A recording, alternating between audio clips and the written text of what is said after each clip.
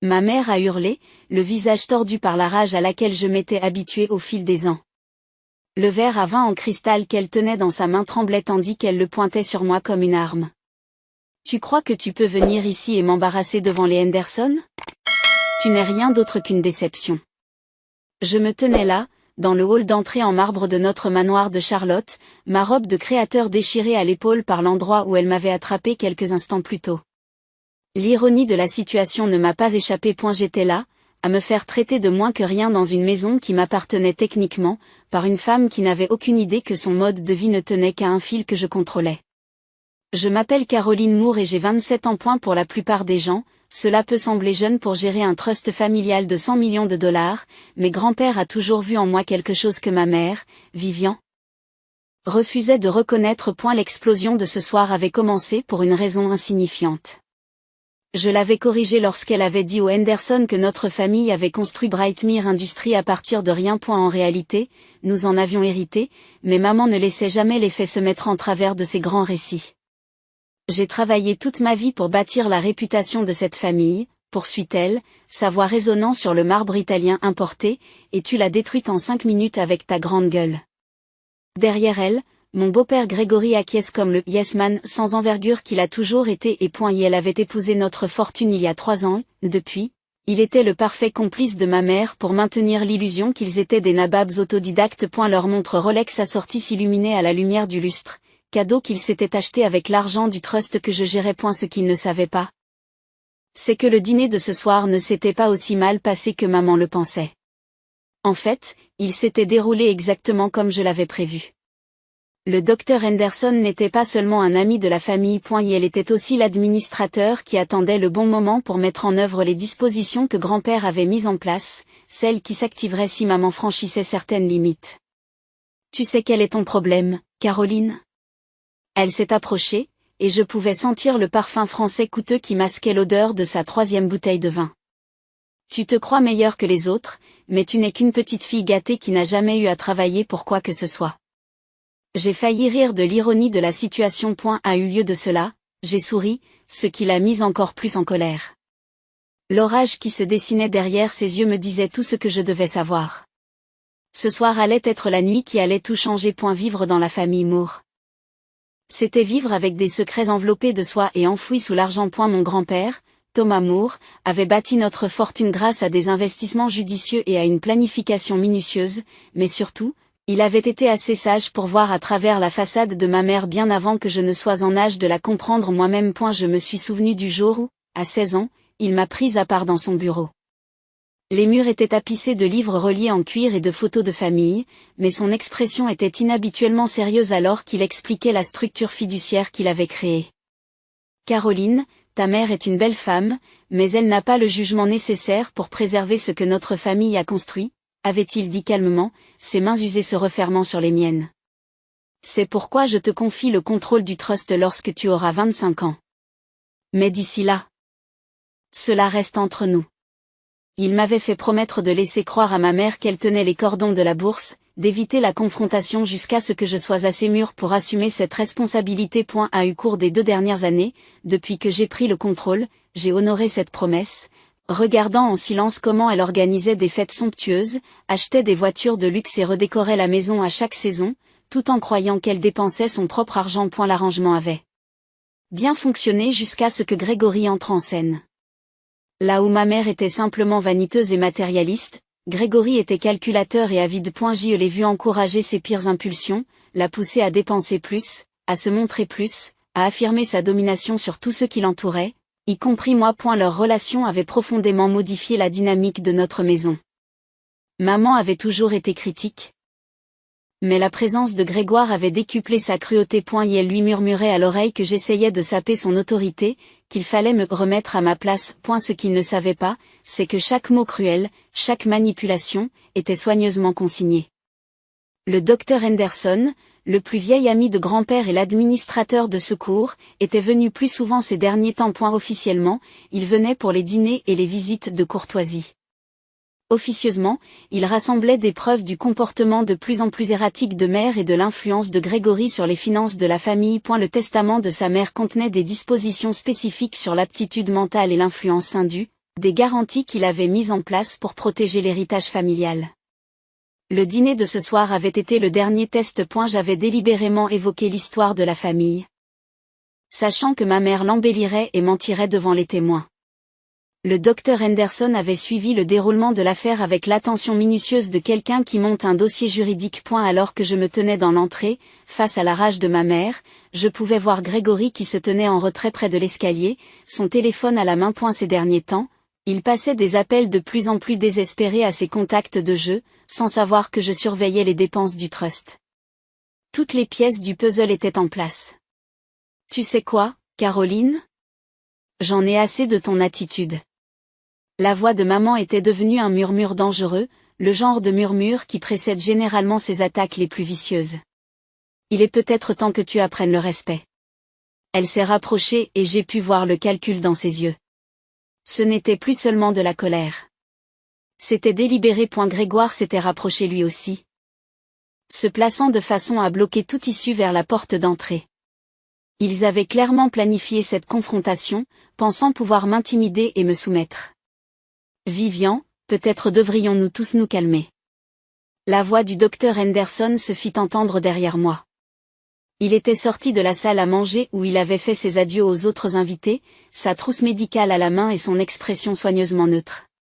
La soirée a été longue pour tout le monde. Docteur Henderson, c'est une affaire de famille. Grégory s'interposa doucement, sa voix portant une menace que j'avais appris à reconnaître. Je suis sûr que vous comprenez. Le docteur Henderson n'est pas parti. Au lieu de cela, il s'est placé près de l'arcade, suffisamment près pour être témoin de ce qui allait se passer, mais suffisamment loin pour ne pas être directement impliqué. Sa présence était à la fois réconfortante et stratégique, exactement ce que grand-père aurait voulu. Tu te crois si intelligent, poursuit mère, dont l'attention est désormais entièrement tournée vers moi. Tu me corriges toujours, tu agis toujours comme si tu savais mieux que moi. Laisse-moi te dire quelque chose, petite fille. C'est moi qui t'ai mise au monde, et je peux t'en faire sortir. La menace flottait dans l'air comme un poison. J'en avais entendu des variantes toute ma vie, mais ce soir, c'était différent. Ce soir, il y avait une finalité dans ces mots qui me donnaient la chair de poule. Maman, tu es ivre, dis-je doucement, en gardant une voix stable malgré l'adrénaline qui circulait dans mes veines. Peut-être devrais-tu aller te coucher et nous pourrons en discuter demain. Ne t'avise pas de me renvoyer. Elle criait maintenant, assez fort pour que les invités restés dans la salle à manger l'entendent. Je suis ta mère. Cette maison m'appartient. Je contrôle tout dans ta pathétique petite vie. C'est là que j'ai fait mon erreur. J'ai ri. Pas cruellement, mais avec un véritable amusement devant l'ironie de sa déclaration. Le son a semblé briser quelque chose en elle, et j'ai vu son visage passer de la colère à quelque chose de bien plus dangereux. Tu trouves ça drôle? Sa voix était redevenue mortellement silencieuse. Tu crois que tu peux te moquer de moi dans ma propre maison?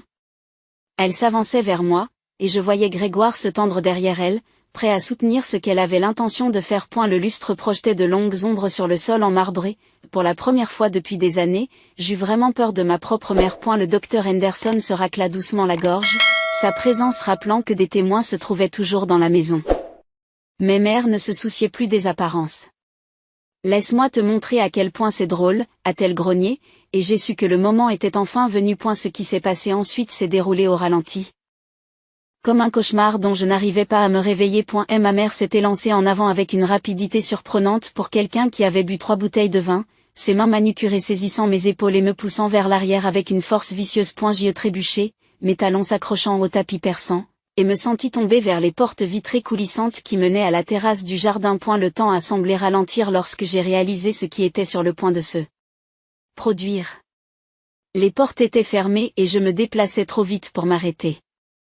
L'impact a été dévastateur. Le verre a explosé autour de moi en une pluie de fragments scintillants, chaque pièce accrochant la lumière comme des diamants mortels. J'ai senti les arêtes tranchantes traverser ma robe, mes bras, mon visage, tandis que je passais à travers la porte et atterrissais brutalement sur la terrasse en pierre. Pendant un instant, tout est resté silencieux, à l'exception du tintement du verre qui se dépose sur le sol autour de moi.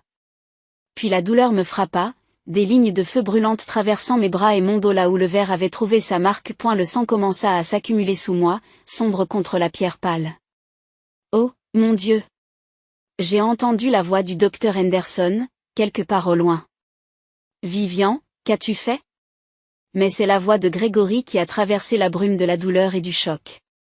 Elle est tombée, dit-il rapidement, son ton doux et exercé. Elle était ivre et elle est tombée à travers la porte. Nous l'avons tous vue. J'ai essayé de me relever, sentant le verre s'enfoncer plus profondément dans mes paumes à mesure que j'appuyais sur le sol. Lorsque j'ai finalement réussi à regarder en arrière à travers la porte brisée, j'ai vu ma mère debout. La main sur la bouche. Ses yeux étaient écarquillés par ce qui pouvait être du choc ou de la satisfaction. Je ne pouvais pas dire lequel. Caroline. Le docteur Henderson était maintenant à mes côtés, sa formation médicale entrant en jeu alors qu'il s'agenouillait pour évaluer mes blessures. Ne bougez pas, ma chère. Laissez-moi regarder ces coupures. Alors qu'il commençait à examiner les blessures sur mes bras, en retirant soigneusement les morceaux de verre, j'ai entendu la voix de ma mère à l'intérieur de la maison. Elle était déjà en train de raconter l'histoire, disant aux autres invités que j'avais trop bu et que j'étais tombée accidentellement par la porte. Grégoire appuyait sa version, décrivant comment ils avaient essayé de me rattraper mais n'avaient pas pu le faire à temps. Nous devrions appeler une ambulance, dit le docteur Henderson à voix basse, sa voix ne s'adressant qu'à moi. Non, ai-je répondu en chuchotant. Surprise par le calme que je dégageais malgré le sang et la douleur. Pas d'ambulance. Nettoyez-moi, s'il vous plaît.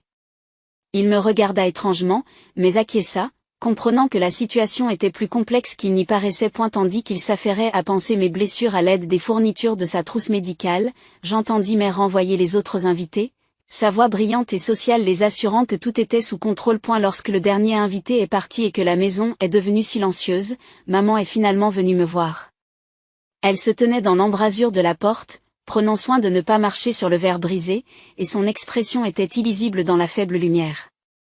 J'espère que tu as appris ta leçon, dit-elle froidement, comme si on m'avait simplement envoyé dans ma chambre au lieu de me jeter par la fenêtre.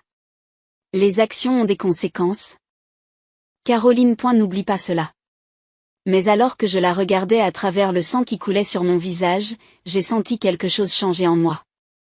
La peur avait disparu, remplacée par une fureur froide et calculatrice qui me rappelait exactement à qui appartenait ma petite fille. Oui, ai-je dit calmement, la voix posée malgré tout. Ils le font certainement. Le docteur Henderson m'aida à entrer dans la salle de bain des invités, au rez-de-chaussée, à l'abri des regards indiscrets de mère et de Grégoire. Alors qu'il nettoyait mes blessures plus en profondeur, je me suis vue dans le miroir et j'ai failli ne pas reconnaître la personne qui me regardait. Ma robe était déchirée et ensanglantée, mes cheveux étaient couverts de fragments de verre, et de fines lignes de coupure sillonnaient mes bras comme une carte routière de la violence. Caroline, dit le docteur Henderson à voix basse. Tandis qu'il applique un antiseptique sur une coupure particulièrement profonde de mon avant-bras. Qu'est-ce qui s'est vraiment passé là-bas? J'ai croisé son regard dans le miroir. C'était le moment auquel je m'étais préparée, même si je ne l'avais pas su à l'époque. Vous avez vu ce qui s'est passé, docteur Henderson? Ma mère m'a poussée à travers une porte vitrée. Et elle a hoché lentement la tête, l'air grave. Oui, je l'ai vu, et je soupçonne que je ne suis pas le seul à le voir clairement.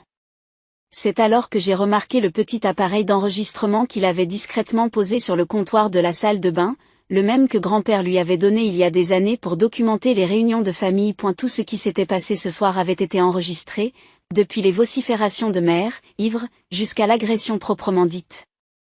Votre grand-père était un homme sage, poursuit le docteur Henderson en enroulant une gaze autour de mon bras.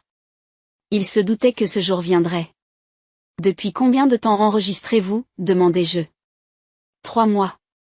Depuis que Grégory a commencé à encourager ta mère à augmenter ses dépenses et à faire ses menaces de changer le testament de ton grand-père. Il a fixé le bandage avec du ruban adhésif médical.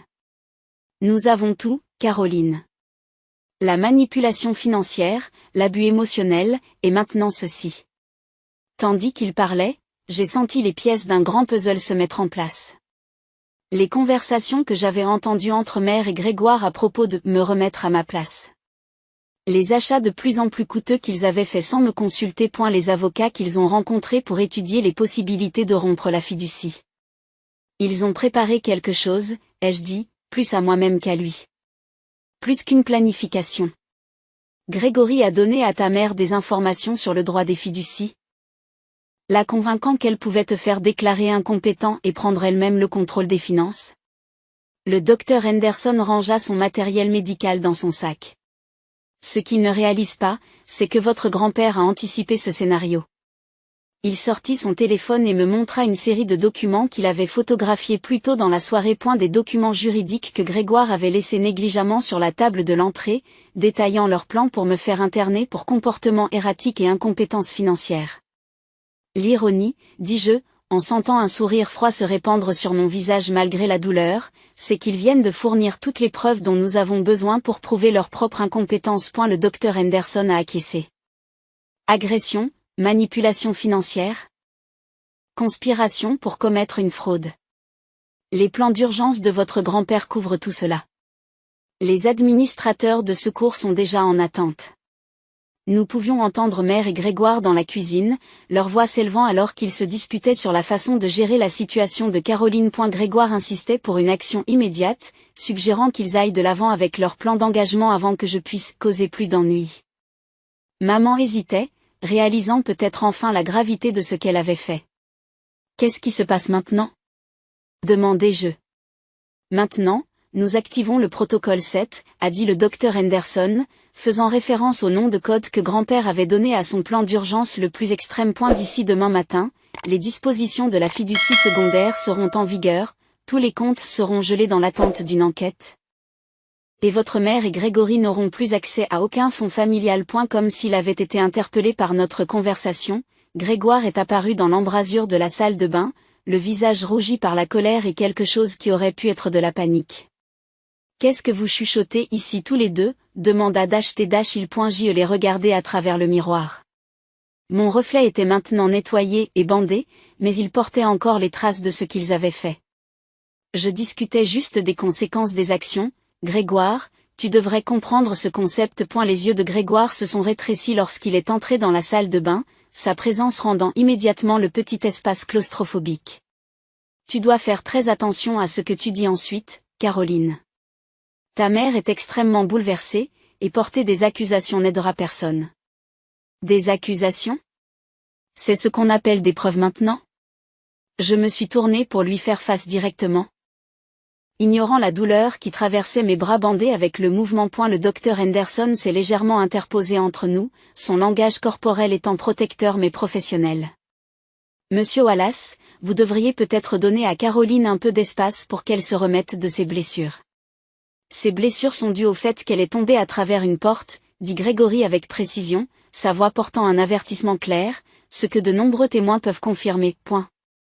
C'est à ce moment-là que j'ai compris jusqu'où ils avaient l'intention d'aller. L'histoire était déjà prête, les témoins coachés, le récit établi. Dans leur esprit, je n'étais qu'un obstacle de plus à gérer, un problème de plus à résoudre par la manipulation et l'intimidation, mais ils avaient commis une erreur cruciale. Ils ont sous-estimé à quel point j'étais au courant de leurs activités. Grégoire, dis-je d'une voix posée et calme. Tu te souviens de ce dîner que nous avons eu le mois dernier?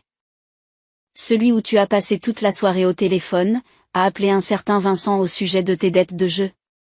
Son visage est devenu pâle, confirmant ce que je soupçonnais depuis des semaines. Je ne sais pas de quoi vous parlez. 50 000 $, ai-je poursuivi, voyant son expression s'effriter. C'est la somme que tu dois, n'est-ce pas?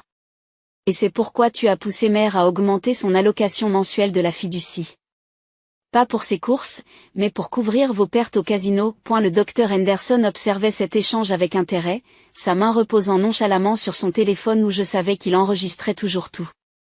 Vous avez financé votre addiction au jeu avec l'argent de votre famille, ai-je dit en me rapprochant de Grégory. De l'argent qui n'appartient pas à ma mère, quoi que vous l'ayez convaincu de croire.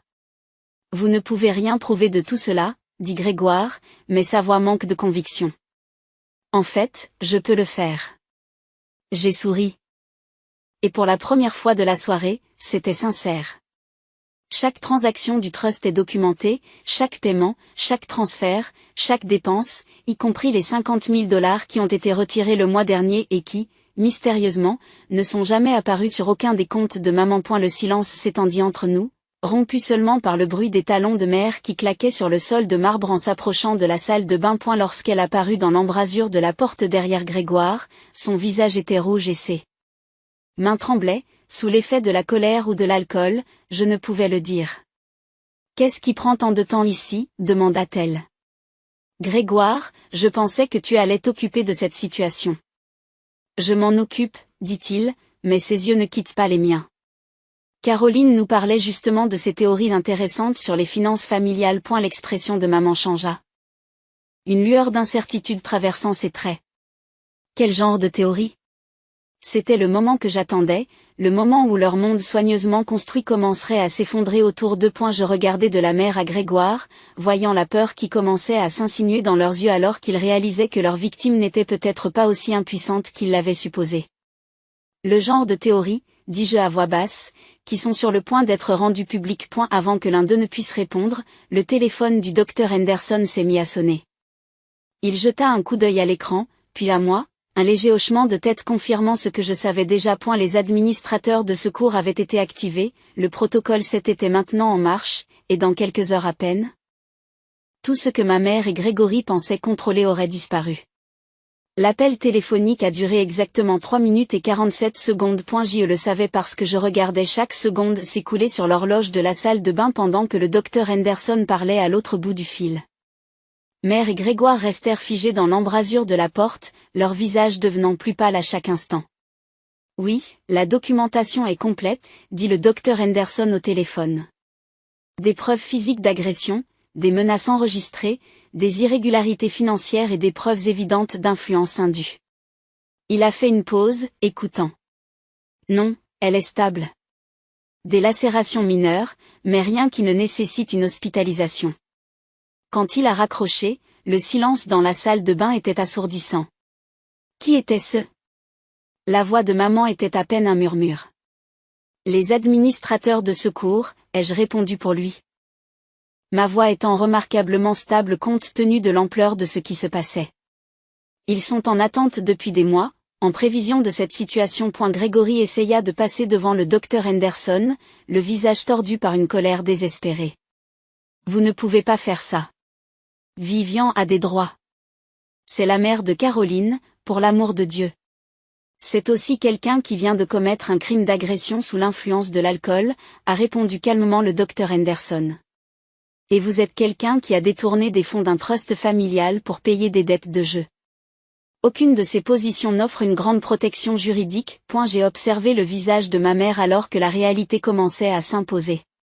Sa bouche s'ouvrait et se fermait comme un poisson qui cherche de l'air, son maquillage parfaitement appliqué était maintenant strié de sueur et de larmes. Elle ne s'était même pas rendu compte qu'elle pleurait. « Caroline, dit-elle. » La voix brisée. « Tu ne peux pas vouloir faire ça. Je suis ta mère. Après tout ce que j'ai fait pour toi. Après tout ce que tu m'as fait, ai-je corrigé. Il y a une différence, mère. Et après ce soir, tout le monde saura exactement quelle est cette différence. » Le bruit des voitures s'engageant dans notre allée circulaire a franchi la porte en verre brisé.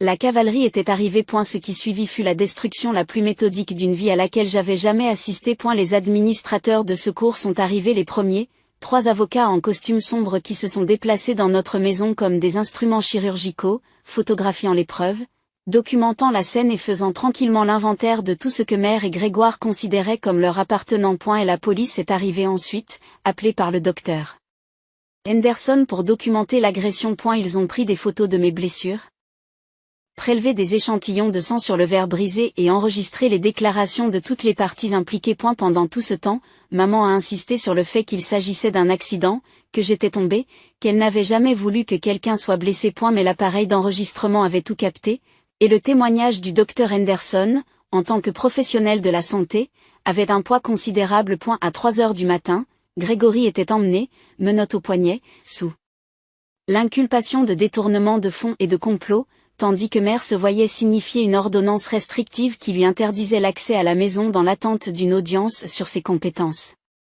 C'est temporaire, répétait-elle en faisant sa valise sous l'œil attentif des administrateurs. Ce n'est qu'un malentendu. Caroline, dis-leur que c'est un malentendu. Je me tenais dans l'embrasure de sa chambre, toujours vêtue de ma robe déchirée et ensanglantée. Et je la regardais enfiler frénétiquement des vêtements de marque dans une valise Louis Vuitton. L'ironie de la situation ne m'a pas échappé. Chaque article qu'elle emportait avait été acheté avec de l'argent qu'elle n'avait jamais contrôlé. Où vas-tu aller? J'ai demandé, me surprenant moi-même par le peu d'émotion que je ressentais. À l'hôtel, je suppose, jusqu'à ce que nous puissions régler cette affaire. Elle m'a alors regardé, vraiment regardé. Et pendant un instant, j'ai vu quelque chose qui aurait pu être du regret. Caroline, tu ne peux pas vraiment vouloir aller jusqu'au bout. Nous sommes une famille. Famille, ai-je répété en touchant le pansement sur ma joue. C'est vrai. À l'aube, la maison était redevenue calme et, pour la première fois de ma vie, je m'y sentais vraiment chez moi. Dans les semaines qui suivirent.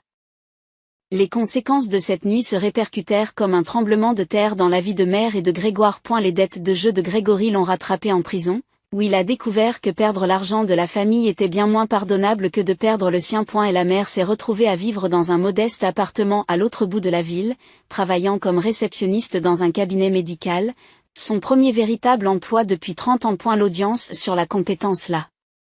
Privée de tout droit sur le patrimoine familial, et l'ordonnance restrictive a fait en sorte qu'elle ne puisse plus jamais mettre les pieds dans la maison où elle avait régné comme un tyran. Votre cercle social, construit sur la richesse et les apparences, s'est évaporé du jour au lendemain lorsque l'argent a disparu. 6 mois plus tard, alors que j'étais assis dans le bureau de mon grand-père et que j'examinais les rapports trimestriels de la fiducie. J'ai réfléchi au chemin qui m'avait mené jusqu'ici. Les cicatrices sur mes bras s'étaient réduites à de fines lignes blanches, à peine visibles à moins de savoir où regarder, mais elles me rappelaient quotidiennement la nuit où tout a basculé. J'ai appris que, parfois, la vengeance la plus puissante ne consiste pas à détruire ses ennemis. Elle consiste à révéler qui ils sont vraiment sous les masques qu'ils portent. L'empire que mère pensait diriger n'avait jamais été qu'une illusion. En fin de compte, sa propre cruauté avait été la clé qui avait déclenché sa chute. You can probably see it on my face even, 'cause I'm hearing exactly what you're hearing. I try to resist the brain melting, but I just can't. It's too powerful.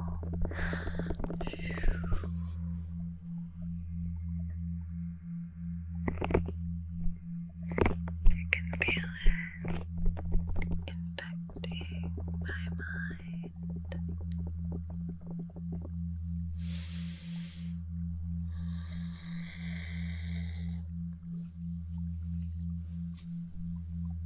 Putting me into that trance-like state. Like state.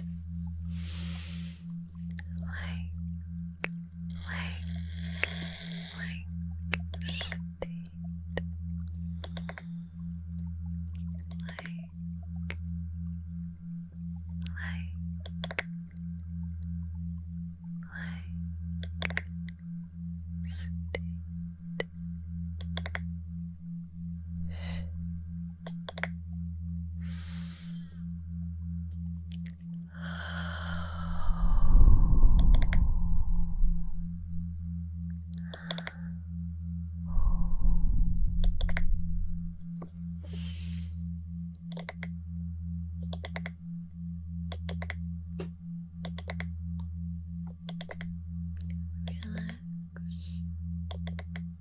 So all you've got to do is relax.